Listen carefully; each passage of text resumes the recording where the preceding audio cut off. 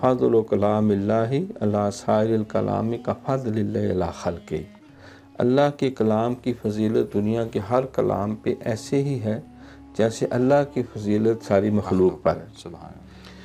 اور قرآن مقدس میں بھی اللہ کریم نے بڑے شر و بست کے ساتھ اس کے نزول کا ذکر کیا کہ شہر رمضان الذی انزل فیہ القرآن ھدی للناس وبینات من الہدی والفرقان۔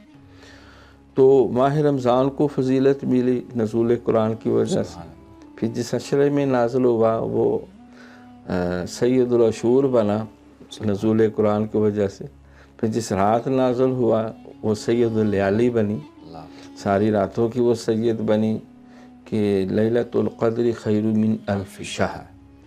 پھر جس نبی علیہ السلام پہ نازل ہوا وہ سید الانبیاء، جس امت میں وہ سید الامم۔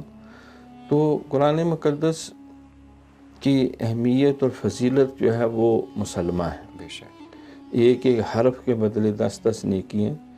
تو اس کا احترام کرنا، اس سے پیار کرنا، اس کو پڑھنا، اس کو سمجھنا، اس پہ عمل کرنا، اس کی تعلیم اور نور کو عام کرنا، جو کسی بھی اعتبار سے اس سے وابستہ ہے اللہ تعالیٰ کی رحمت کے سائے میں۔